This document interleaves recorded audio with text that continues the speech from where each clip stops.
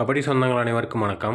365 நாள் தொடர் கபடி பயிற்சியில் இன்றைக்கி 85வது நாள். இன்றைக்கி ப்ராக்டிஸில் ரைடர்ஸுக்கு போனஸ் ஸ்கில்லும் அதே மாதிரி டிஃபெண்டர்ஸுக்கு போனஸ் போடுறப்ப மாற்றுக்கால் ஆங்கில் எடுக்கிற ஸ்கில்லும் ப்ராக்டிஸ் பண்ணி பார்த்தோம்.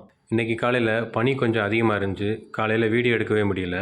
எப்பவும் போல் ஃபுல் பாடி ஸ்ட்ரெச்சிங் பண்ணிவிட்டு அப்படியே ரன்னிங் முடிச்சுட்டு இன்றைக்கி ஒரு அரை மணி நேரம் ஸ்ட்ரென்த்தனிங் ஒர்க் அவுட் பண்ணோம். ஸ்குவாடு, சிட்டப்ஸு, சைடு சிட்டப்ஸு, லஞ்சஸு, புஷ்அப்ஸு இதெல்லாம் எடுத்தோம். சின்ன பசங்களுக்கு எப்போயுமே நான் புஷ்அப்ஸ் கொடுக்க மாட்டேன். ஏன்னா அவங்க வளரணும். நீங்கள் ப்ராக்டிஸ் பண்ணுறப்போ வெயிட் அடித்து என்றைக்கும் ப்ராக்டிஸ் பண்ணாதீங்க. ஸ்கூல் படிக்கிற, காலேஜ் படிக்கிற கபடி வீரர்கள் உங்களுடைய ஹைட்டு தான் முதல்ல கூட்டணும். ஏன்னா கபடியில் எங்கே போனாலும் அப்பியரன்ஸ் முதல்ல பார்ப்பாங்க.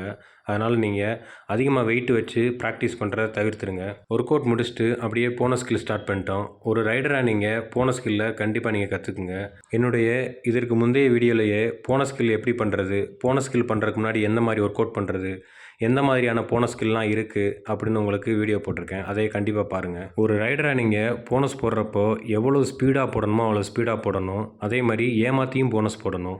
இப்போது ரைடர் போனஸ் போடுறப்போ ஒரு கார்னராக நீங்கள் மாற்றுக்கால் ஆங்கில் போடுங்க. இல்லைனா நீங்கள் ஹிப் எடுங்க.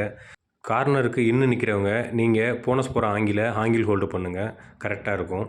இப்போது டிஃபெண்டர்ஸ் நீங்கள் ஆங்கில் போட்ட உடனே முடிஞ்ச அளவு பிளேயர் காலை மேலே தூக்குங்க. அதே மாதிரி ரைடர்ஸ் நீங்கள் டிஃபெண்டர் ஆங்கில் போட்டால் குயிக்காக வேகமாக காலை ரிலீஸ் பண்ணுங்கள். ஏரில் உதறி ரிலீஸ் பண்ணுங்கள். இன்றைக்கான பயிற்சி முடிஞ்சு நண்பர்களே. அனைவருக்கும் வணக்கம்.